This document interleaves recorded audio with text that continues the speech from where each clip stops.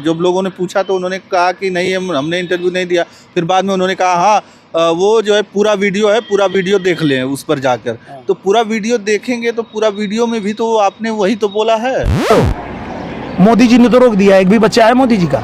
बताओ कोई एक भी बच्चा है योगी जी का? तो योगी जी मोदी जी तो बेरोजगारी रोक दिए कि भाई नहीं, हम नहीं बढ़ाएंगे। तो बढ़ा कौन रहा है ये बेरोजगारी? जो बच्चे पे बच्चा पैदा किए जा रहा है और सरकार कह रही है रुक जाओ, तो मान भी नहीं रहा है। तो बेरोजगारी रोकना है तो थोड़ा सुनिए, सरकार की भी सुनिए। चलिए शुक्रिया। जो सही है तो भी कार्रवाई होनी चाहिए, अगर गलत है तो भी कार्रवाई होनी चाहिए। अगर सही है तो उनके ऊपर कार्रवाई हो, अगर गलत है तो मेरे ऊपर कार्रवाई। ये कैसे कर सकते हैं और ये कैसे कर सकते हैं? जब फिर अगर वो कहे हैं, अगर वैसा किए हैं तो फिर वो खुद दो शादी कर लिए, फिर खुद शादी कर लिए। नमस्कार, मैं हूं कमलेश और आप देख रहे हैं आधुनिक भारत। साथियों, इस समय हम एक व्यक्ति के पास हैं, एक पत्रकार हैं, सोल ऑफ हिंदी इनका चैनल का नाम है, संतोष कुमार कुशवाहा।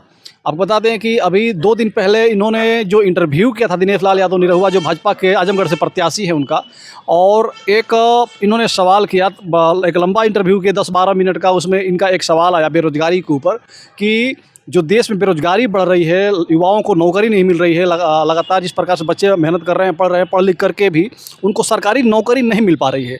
तो इसमें इसके लिए भाजपा सरकार क्या कर रही है और दिनेश लाल यादव क्या कर रहे हैं, और एक बार फिर से अगर भाजपा सरकार बनती है, दिनेश लाल यादव यहाँ से अगर सांसद बनते हैं तो इन युवाओं के लिए क्या करेंगे और सरकारी नौकरी के लिए क्या करेंगे। तो इनसे दिनेश लाल यादव बात करते हुए कहे कि मोदी जी ने तो रोक दिया। एक भी बच्चा है मोदी जी का? बताओ कोई एक भी बच्चा है योगी जी का? तो योगी जी मोदी जी तो बेरोजगारी रोक दिए कि भाई नहीं, हम नहीं बढ़ाएंगे। तो बढ़ा कौन रहा है ये बेरोजगारी? जो बच्चे पे बच्चा पैदा किए जा रहा है और सरकार कह रही है रुक जाओ, तो मान भी नहीं रहा है। तो बेरोजगारी रोकना है तो थोड़ा सुनिए, सरकार की भी सुनिए। चलिए शुक्रिया। कि बेरोजगारी जो बढ़ रही है, इसमें कहीं ना कहीं आप लोगों का योगदान है। आप लोग बच्चे 8-8 बच्चे पैदा कर दे रहे हैं। एक आप खुद स्वयं बेरोजगार हैं, उसके बाद 8 और बेरोजगार पैदा कर दे रहे हैं, जिसकी वजह से बेरोजगारी बढ़ रही है। नरेंद्र मोदी जी ने शादी नहीं किया, बेरोजगारी घटाने का प्रयास किया। उत्तर प्रदेश के सीएम आदित्यनाथ योगी जी ने शादी नहीं किया, उन्होंने भी बेरोजगारी ख़त्म करने का प्रयास किया। बच्चा पैदा उन्होंने नहीं किया, लेकिन आप लोग लगातार जिस प्रकार से बच्चे पैदा कर रहे हैं, जनसंख्या बढ़ा रहे हैं, और इसके वजह से देश में बेरोजगारी बढ़ रही है। तो अगर बच्चे पैदा करते रहेंगे तो बेरोजगारी बढ़ती रहेगी। और इसी सवाल को जब इन्होंने उनसे पूछा, उन्होंने जब ये जवाब दिया, और वह वीडियो जब इन्होंने अपने चैनल सोल ऑफ हिंदी पे पोस्ट किया, पोस्ट करने के बाद वह वीडियो कहीं से क्लिक हो गई, वायरल हो गई, किसी के नज़र में पड़ गई। उस वीडियो को देख करके, उस छोटे से क्लिप को काट करके, और लोग इसको अपने सोशल मीडिया जो भी हैंडल है उनका, फेसबुक हो, यूट्यूब हो, या इंस्टाग्राम हो, ट्विटर हो, सभी पे लोग डालने लगे। और जो भी विपक्ष के लोग हैं, समाजवादी पार्टी, कांग्रेस पार्टी, या जो भी अन्य लोग हैं, सभी लोग डाल करके और कहीं ना कहीं दिनेश लाल यादव निरहुआ का चुटकी लेने लगे, भारतीय जनता पार्टी का चुटकी लेने लगे, और कहने लगे कि इसी प्रकार के भारतीय जनता पार्टी में नेता हैं। और सारी बात हम जानेंगे कि यह इंटरव्यू, और इसमें यह भी कहा गया दिनेश लाल यादव के ऊपर जब इस प्रकार की दबाव आया कि आप इस प्रकार का बयान क्यों दिए हैं, तो दिनेश लाल यादव का कहीं ना कहीं बयान आया। उन्होंने अपने फेसबुक के माध्यम से, ट्विटर के माध्यम से उन्होंने पोस्ट किया कि एआई के माध्यम से संतोष कुमार यादव या कांग्रेस के लोगों ने इसे एडिट करके और हमें बदनाम करने के लिए, हमारे सरकार को बदनाम करने के लिए ये पोस्ट किया गया है। इसमें थोड़ी भी सच्चाई नहीं है। कितनी सच्चाई है या कितनी झूठ है, ये सारी बात हम संतोष कुमार कुशवाहा से जानने का प्रयास करेंगे कि जो आपने इंटरव्यू किया था संतोष भाई दिनेश लाल जी से, तो क्या वो इंटरव्यू सत्य था या उसमें आपने एआई का प्रयोग किया था? उससे पहले आपका स्वागत है हमारे चैनल में। जी, बहुत बहुत धन्यवाद आपका। और मेरा नाम संतोष कुशवाहा है जी। और जो मैंने वो इंटरव्यू किया था 13 अप्रैल दोपहर के लगभग 3:29-30 पे हमने वो इंटरव्यू किया था। और पूरा वो 11 मिनट का इंटरव्यू है। अच्छा। ऐसा नहीं कि उसमें कुछ हमने एआई से वो क्लोन किया, ऐसा कुछ भी नहीं है। और वो किया था, इसके बाद से उसी दिन शाम को ही हमने वो इंटरव्यू अपने चैनल के ऊपर प्रसारित भी कर दिया। अच्छा। और वो इंटरव्यू लिया गया था आजमगढ़ के सठियाव के चौहान बस्ती में। अच्छा। और फिर इसके बाद जब वो हमने डाल दिया तो वो बहुत उतना ज़्यादा वो चला भी नहीं था। अच्छा। थोड़ा धीरे धीरे चल रहा था, करीब 1000-1500 एक दिन बाद से वो था। 14 तारीख को दोपहर बाद से ही जो है हमारे ऊपर फ़ोन आने लगा लोगों का कि आपने एआई जनरेट करके कोई वीडियो डाला है। हमने कहा कि हमने तो ऐसा कुछ नहीं किया, और एआई के बारे में वो क्लोन करके वो होता है, हम उतना भी वो नहीं जान रहे थे, जानकारी नहीं थी उसके बारे में। लेकिन ऐसा कहा जा रहा था, तो हमको कई जैसे मीडिया के द्वारा फ़ोन आया कि आपके ऊपर FIR करने के लिए और चुनाव आयोग से शिकायत की गई है, आप इस तरीके से वीडियो प्रसारित किए हैं। तो हमने कहा कि हमने तो पूरा 11 मिनट का वीडियो पोस्ट किया है, पूरा 11 मिनट का वो वीडियो है, वो हमने पोस्ट किया है अपने चैनल पे। और वो माननीय दिनेश लाल जो प्रत्याशी हैं आजमगढ़ के, उन्होंने पूरा बाकायदा वो बोला है, उसमें सब कुछ बोला है, उसमें ऐसा कुछ भी नहीं है, कहीं से भी कुछ भी नहीं है। हाँ, लेकिन उसको कट करके जैसे ही वो कांग्रेस के कोई श्रीनिवास जी हैं, वो अपने उस पे एक्स हैंडल पर वो शेयर करते हैं, उसी को शेयर करके जो है भाजपा के जो IT सेल के हेड है अमित मालवीय जी, अच्छा, वो उसको शेयर करते हैं और लिखते हैं कि ये फेक है और AI से जनरेटेड है, और जो है इस पर कार्रवाई की वो मांग करते हैं। आप पे कार्रवाई की? अब जैसे जो आप बनाया होगा, जो जिसका वो इंटरव्यू होगा, उसी पे ऊपर कार्रवाई होगी ना। अब जो शेयर किया उसके ऊपर थोड़ा होगा, जो उसका ओरिजिनल जिसके पास होगा उसी पर कार्रवाई, जो क्रिएटर है जो इंटरव्यू लिया उसके ऊपर कार्रवाई की। अब तो शेयर करने के लिए वो बोला कि जो शेयर किया है वो कार्रवाई होनी चाहिए, ऐसे जो लोग शेयर कर रहे हैं। लेकिन उसका जो वीडियो मेन है वो तो मेरा है ना, तो अगर कार्रवाई होगी तो मेरे ऊपर होगी। तो फिर इसके बाद से जो प्रत्याशी हैं आजमगढ़ के माननीय दिनेश लाल यादव निरहुआ जी, वो फिर उसको भी शेयर करते हैं अपने एक्स हैंडल से, और कहते हैं कि इस पर कार्रवाई की मांग हो। जब कार्रवाई की मांग के लिए वो करते हैं, तो इसके बाद हमको फ़ोन आने लगता है, फिर फैक्ट चेक होता है। जब चेक होता है तो वो ओरिजिनल वीडियो निकलता है कि नहीं, हमने प्रॉपर जो है इंटरव्यू लिया है इस तरीके से जी। फिर इसके बाद से क्या जो फैक्ट चेक करने की बात कर रहे हैं आप जी, तो फैक्ट चेक कौन करता है, कहाँ से फैक्ट चेक? दिल्ली से हमें फ़ोन आया था, कई चैनलों से, जैसे लल्लन टॉप हो गए, आज तक के हो गए हैं ये लोग। इसके बाद मोहम्मद जुबैर करके हैं जो फैक्ट चेक करते हैं, उन्होंने भी फ़ोन किया, तो वो बोले कि ये आपका वीडियो है, तो हमने पूरा प्रूफ दिखाया कि हाँ ये मेरा ही वीडियो है। फिर इसके बाद उन्होंने फैक्ट चेक करते हैं और फिर मुझे टैग करके और मेरे उस वीडियो के क्लिप को लगा के वो जो है शेयर करते हैं अपने एक्स हैंडल से। अच्छा। इसके बाद से पूरा जो है एक तरीके से राजनीतिक बवाल खड़ा हो जाता है कि नहीं ये सही, कुछ लोग कहते हैं सही है, कुछ लोग कहते हैं कि नहीं AI जनरेटेड है। इसके बाद से तमाम जो लोग जो भारतीय जनता पार्टी के लोग होंगे वो कह रहे होंगे कि ये AI जनरेटेड है, जी। और बाकी जो विपक्ष के लोग कह रहे होंगे ये सही बात है। आप देख सकते हैं ये जो पूरा इंटरव्यू आप देखिए, ये मैं आजमगढ़ में ये पूरा देखिए, दिनेश लाल यादव निरहुआ जो गाँव जा रहे हैं। और इस वीडियो को हम लगा देंगे अपने यूट्यूब चैनल पर लगा कर दिखा देंगे। फिर उसके बाद क्या होगा? इसके बाद से फिर जो है जो यूपी तक के लोग हैं और ऐसे कई लोग आते हैं, मीडिया के लोग हमारे घर पे। अच्छा, घर पे आते हैं? हाँ, वो लोग फैक्ट चेक करते हैं, देखते हैं वो वीडियो प्रॉपर नहीं, ये वीडियो, अब ये वीडियो है, इसको आप डिटेल देखेंगे, इस पे यहाँ पे डिटेल दिखेंगे तो ये पूरा दिखाएगा। आप देख रहे हैं 4/13/24 मतलब 13 तारीख, चौथा महीना 2024 और 15:38 मतलब 3:38 पे ये वीडियो लिया गया था। इसका ड्यूरेशन था 11 मिनट 29 सेकेंड। तो ये पूरा वीडियो है और इसमें कुछ कट पिट नहीं किया गया था और ये पूरा वीडियो चलाया गया था। तो इसी पर जो है विवाद होता है, तमाम विवाद होता है, लेकिन ये सही है। फिर इसके बाद जो आज़ाद सेना के राष्ट्रीय अध्यक्ष हैं अमिताभ ठाकुर, जो पूर्व IPS अधिकारी रहे हैं, तो वो भी कार्रवाई की मांग कर देते हैं। और वो तो इस तरीके से कार्रवाई की मांग करते हैं कि अगर ये वीडियो सही है तो भी कार्रवाई होनी चाहिए, अगर गलत है तो भी कार्रवाई होनी चाहिए। अगर सही है तो उनके ऊपर कार्रवाई हो, अगर गलत है तो मेरे ऊपर कार्रवाई। अगर सही हो तो दिनेश लाल यादव निरहुआ पे कार्रवाई की जाए, और अगर वीडियो गलत है AI के द्वारा बनाई गई है तो फिर संतोष कुमार मेरे ऊपर कार्रवाई की जाए। अच्छा, तो इस तरीके से उन्होंने माने चुनाव। ठीक है, अगर वीडियो गलत है तो समझ में आ रहा है कि आपने वीडियो बना करके उसको AI का यूज करके और उसे आपने उनको बदनाम करने के लिए प्रसारित कर दिया, तो आपके ऊपर कार्रवाई हो रही है। लेकिन अगर वीडियो सही है तो फिर दिनेश लाल यादव पर कार्रवाई हो, ऐसा क्यों?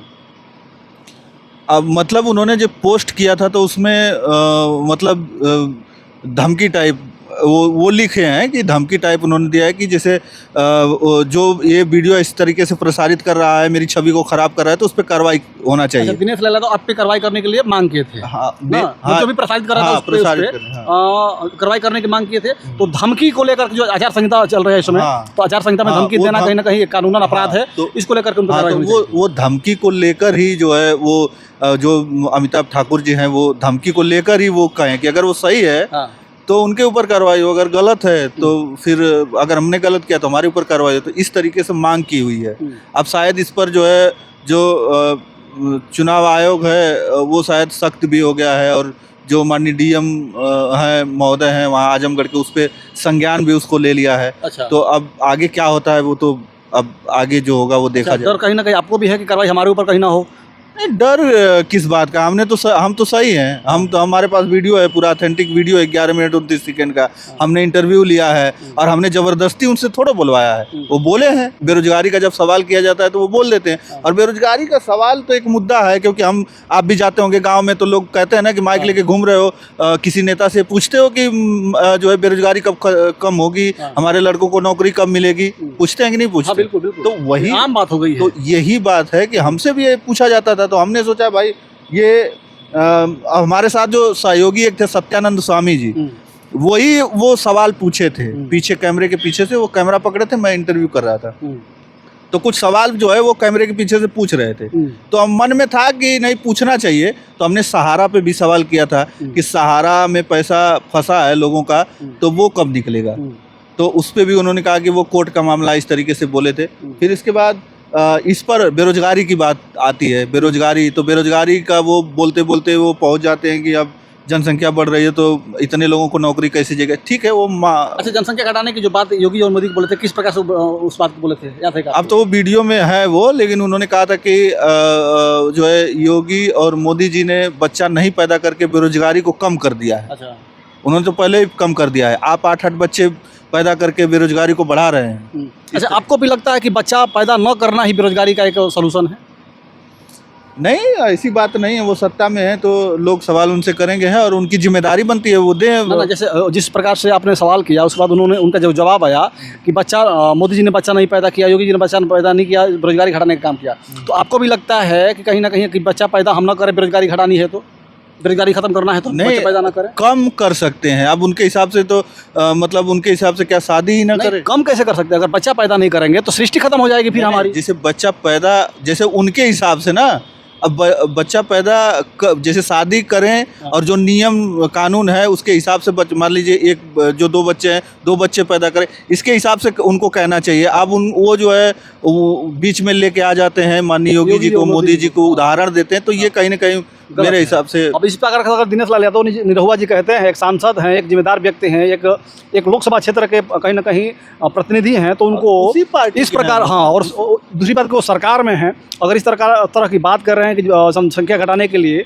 बच्चा पैदा ना करें, तो उससे बढ़िया है हम तो कहेंगे कि कहीं ना कहीं अब सरकार में है साहब, एक कानून पारित करवा दीजिए, कोई शादी ही ना करे। क्या जी, अब हो सकता है कि नहीं हो सकता है? अब वो क्या, अगर यही तो सोल्यूशन है तो फिर आप ये कानून पास करवा दीजिए, सरकार आपकी है। हाँ, करवाएं, वो उनकी जिम्मेदारी है, उनका वो मानना है। अगर इस तरीके से वो समझते हैं तो वो अपना कर सकते हैं, लेकिन उन्होंने तो फिर बाद में फेसबुक चैनल जो प्लेटफॉर्म उसको बंद कर दिया गया, तो आपको भी कहीं ना कहीं डर लग रहा है कि नहीं हमारा यूट्यूब चैनल बंद न कर दिया जाए, हमारा फेसबुक बंद न कर दिया जाए? ये तो डर है, हमें काम करने से मना कर दिया जाए। फेसबुक पे देखिए, फेसबुक का रीच तो पहले ही खत्म कर दिया गया है। अब उस पे जो वीडियो हमारा मिलियन में चलता था, उस पे जो है 100-200 लोग नहीं देख पा रहे, वो रीच नहीं दे रहा है, रीच नहीं बढ़ रहा है उस पर। और अगर यूट्यूब की बात, तो हो सकता है कि भाई इस तरीके से जब सब लोगों के नज़र में है तो फिर यूट्यूब पे भी हमारे रीच को डाउन कर दिया जाए, ना चलने दिया जाए। लेकिन इससे मैं ये नहीं कि अब मैं डर जाऊँगा, ख़त्म कर दूंगा या रोक दूंगा उसको, अब काम नहीं करूंगा, तो ये ऐसा हो नहीं सकता। भाई देखिए, मैं किसान आदमी हूँ, मेरा परिवार जो है किसानी खेती करके ही मुझे पाला बड़ा किया है। मेरा भाई भी है, वो भी खेती ही करता है, मैं भी खेती करता हूँ। समय मिलता है तो ये सारी चीज़ें हम करते हैं। हालांकि फुल टाइम हम इस पे देते हैं, लेकिन खेती ही हमारा जो है मेन है, जिससे हमारी रोजी रोटी चलती है। तो अगर ये नहीं चलेगा, वो नहीं करने देंगे, तो हमारे पास ऑप्शन है, हम खेती कर लेंगे, कोई हमको उसमें गुरेज नहीं, मजदूरी करके खा लेंगे। इससे पहले मैं नौकरी करता था, नौकरी करके खा लेंगे, कोई ज़रूरी नहीं है कि इससे। लेकिन हाँ, ये जहाँ भी हम रहेंगे, जहाँ भी रहेंगे, तो ये सारी चीज़ें जो मुद्दा है बेरोजगारी का, ये सब सारा मुद्दा हम उठाते ही रहेंगे। और ये ऐसी बात नहीं है कि इसको कम नहीं किया जा सकता है। आप वो माननीय सांसद हैं, वो चाहते तो इसको अच्छे से बता सकते थे। आगे उनकी सरकार अगर आती है तो वो कह सकते थे कि नहीं, हम कुछ इस पर करेंगे, माननीय मोदी जी या माननीय योगी जी इस पर कुछ संज्ञान लेके इस बेरोजगारी के मुद्दे को सॉल्व करने का प्रयास करें। लेकिन इस तरीके से जनसंख्या पर लेकर इस तरीके से बोल देना, तो ये पूरा राजनीतिक विवाद एक तरीके से खड़ा हो गया पूरे देश में। इस पर तमाम लोगों की प्रतिक्रियाएं हैं, चाहे वो कांग्रेस का हो, भाजपा का हो, चाहे वो सपा का हो। अभी जो है ओवैसी साहब का भी उस पर बयान आया है, किस तरीके से उन्होंने उनका चुटकी लिया, आप देखें उसके उनका बयान। हमने हाँ, तो उनका भी बयान आया। तो इस तरीके से राजनीतिक विवाद खड़ा हो गया है और वो ऐसा नहीं होना चाहिए। आप गाजीपुर के रहने वाले, गाजीपुर में 2 फैक्ट्रियां बंद है, एक गन्नतगंज में गन्ना मिल है, एक उधर आपके बहादुरगंज में। वैसे तो हर जिला में कई सारे फैक्ट्रियां बंद है, वो अलग मुद्दा है। वो लोग नहीं, तो बेरोजगारी पे ही बात हो रही थी ना। अगर वो उसे चालू कर दिया जाए, जहाँ से वो सांसद हैं वहाँ पे भी फैक्ट्रियां बंद पड़ी हैं। हर लोकसभा क्षेत्र में, हर जिला में वही फैक्ट्रियां बंद पड़ी हैं। वही बता रहे हैं कि अगर 2 फैक्ट्रियां अगर इसी गाजीपुर जिले में चालू कर दिया जाए तो क्या कम से कम 1 लाख लोगों को रोजगार नहीं मिलेगा? क्यों नहीं मिलेगा? बेरोजगारी कम नहीं होगी? फैक्ट्रियां बंद हैं, उसके बाद जितनी छोटी छोटी कंपनियां थी, भाजपा सरकार आने के बाद जो नोटबंदी हुई, जो जीएसटी लगी, इसकी वजह से सारी कंपनियां टूट गई। लोग बेरोजगार और बेरोजगार होते जा रहे हैं। जो भी ITI पॉलिटेक्निक करके लड़के होते थे, उनका ये मानना था कि हम पॉलिटेक्निक कर लेंगे तो किसी कंपनी में जाकर रजिस्टर हो जाएंगे, 10-20-50 हज़ार रुपये का नौकरी हम कर लेंगे और हम अपने परिवार चला लेंगे। सारी कंपनियाँ बंद हो गई। अगर जैसे जिस प्रकार से बोले कि सरकारी नौकरी को ही आप अगर रोजगार मानते हैं तो हम सरकारी नौकरी कितना दे पाएंगे? तो कंपनियां भी तो साहब अपने बंद करवा दिया जी, है कि नहीं है? हाँ, तो वो है। तो जिसे बेरोजगारी के मुद्दे पर जब हम सवाल करते हैं तो इस तरीके से आप जो है जनप्रतिनिधि जो है भड़क जाते हैं। जब आप सत्ता में हैं तो आपसे सवाल न किया जाए तो किससे किया जाए? सबसे बड़ा प्रश्न यही है कि अगर आप सत्ता में हैं तो प्रश्न अगर आपसे न किया जाए तो संतोष भाई का साफ कहना है और सही कहना है कि प्रश्न किससे किया जाए? फिर क्या विपक्ष हम प्रश्न करके, विपक्ष हम सवाल करके क्या पालेंगे? विपक्ष हमको क्या देने वाला है, क्या दे पाएगा? अगर जो भी देगा सरकार में जो है वही देगा, जो सत्ता में वही देगा। बाकी विपक्ष के पास है क्या? वो तो अपना किसी तरह से अगर 1 सीट बढ़ा ले वही ज़्यादा है। आज तो विपक्ष को भी नहीं बोलने से मना कर दिया जा रहा है। जिस प्रकार से अरविंद केजरीवाल को जेल में डाला गया, कई सारे विपक्ष के लोगों को जेल में डाला गया, कई सारे जिस पे विपक्ष के लोगों में जिस पे भ्रष्टाचार का आरोप लगा उसको भारतीय जनता पार्टी में मिला करके उससे स्वच्छ और साफ कर दिया गया। तो इस प्रकार का जो रवैया चल रहा है सरकार की। अच्छा, आप भी गाजीपुर से हैं, दिनेश लाल यादव भी गाजीपुर से हैं, तो कितना दूर घर है आपका उनसे, उनके घर से? हमारे घर से मात्र 10 किलोमीटर की दूरी। मात्र 10 किलोमीटर। तो ये भी डर लगता होगा कि हम उनके घर के करीब से हैं। नहीं, डर क्यों लगेगा? वो न उन्होंने बोला है ना, हमने उनसे बुलवाया नहीं है ना। कि नहीं, देखिए, हाँ ठीक है, आपने नहीं बोला, उन्होंने ही बोला है। लेकिन सरकार में है, सरकार का जो रवैया है, जिस प्रकार से देखा जा रहा है कि छोटे मोटे लोगों को जिस प्रकार से दबाया जा रहा है, दबोचा जा रहा है कि कोई सरकार के खिलाफ न बोल दे, सरकार से कोई प्रश्न न कर दे, कोई सवाल न कर दे, जिस प्रकार से दबोचा जा रहा है। आप पत्रकार हैं तो फिर कैसा डर काहे का? आपका काम ही है सवाल करना और सवाल करते रहेंगे। आप जब तक जिंदा रहेंगे तब तक सवाल करेंगे, जब तक आप पत्रकारिता करते हैं तब तक सवाल करेंगे। तो सवाल करने में डर कैसा? हम करेंगे, अब कल भी करेंगे, आज भी करेंगे, जब किए हैं इसके बाद भी करते रहेंगे। सवाल तो करेंगे, हमारा वो तो अधिकार ही है सवाल करना। पूरा गट्स है कि हम कुछ भी हो जाए, हमें हमारे ऊपर कितनी भी कार्रवाई कर दी जाए, हाँ, वो करेंगे, जितना भी हमें दबाया जाए, लेकिन हम नहीं दबेंगे नहीं। हम स्वतंत्र पत्रकार हैं और स्वतंत्रता से अपना आवाज करते रहेंगे, उठाएंगे और सवाल को उठाते रहेंगे। जी, करते रहेंगे। इसमें कोई वो नहीं है कि नहीं मैं डर जाऊंगा, इसे छोड़ दूंगा, तो ऐसी कोई बात नहीं है। मैं करता रहूंगा, छोड़ने का कहीं कोई प्लानिंग नहीं है। नहीं, कोई प्लानिंग नहीं है। और ये जो है हमेशा से सत्ता में जो लोग बैठे हैं उनसे सवाल किया जाएगा, चाहे जिनकी भी सत्ता आएगी। ऐसा नहीं कि मैं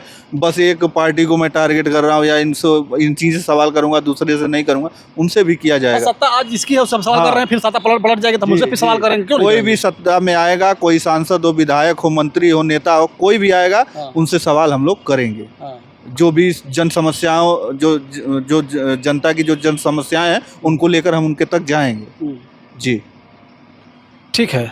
तो ये संतोष कुशवाहा है और सोल ऑफ हिंदी, हम एक बार पहले बताया कि सोल ऑफ हिंदी इनका चैनल का नाम है। इन्होंने जो दिनेश लाल यादव निरहुआ से जो सवाल किए थे उस पर काफ़ी विवाद है, पूरे देश में चर्चा है इस सवाल का और उनके जवाब का। और संतोष कुमार यादव के ऊपर कहीं ना कहीं कार्रवाई करने की मांग किए, जो भी वीडियो प्रसारित किया उसके ऊपर कार्रवाई करने की मांग की दिनेश लाल यादव निरहुआ। लेकिन कहीं ना कहीं देखा जा रहा है कि चुनाव आयोग के घेरे में स्वयं फंसते जा रहे हैं दिनेश लाल यादव निरहुआ। उनके ऊपर कहीं अभी संतोष भाई के द्वारा बताया जा रहा है कि आजमगढ़ का जो DM है, जो जिलाधिकारी है, कहीं ना कहीं उनको संज्ञान में लिया है और हो सकता है कि दिनेश लाल यादव निरहुआ के ऊपर कार्रवाई भी की जाए, क्योंकि उन्होंने चुनाव आयोग का जो आचार संहिता है इसका कहीं ना कहीं उल्लंघन करते हुए एक धमकी के रूप में अपने पोस्ट को किया था उन्होंने एक्स हैंडल पे। तो आप सभी को यह वीडियो देखकर कैसी लगी आपको? हम संतोष भाई की जो वीडियो उन्होंने किया था, जो रॉ वीडियो है जिसमें कोई एडिट नहीं है, वो वीडियो हम आपके बीच में थोड़ा बहुत काट करके लगा करके दिखाएंगे। आप लोग देखिएगा और बताइएगा कि इसमें इनकी क्या गलती है और उनकी क्या गलती है, या हो सकता है कि फ्लो में दिनेश लाल यादव ने अपने बातों को कह दिया है, समझ नहीं पाए कि हम क्या कह रहे हैं, लेकिन फ्लो में उन्होंने कह दिया। तो आप लोग कमेंट करके बताइएगा। इसके साथ वीडियो खत्म करना चाहेंगे। जय हिंद, जय भारत।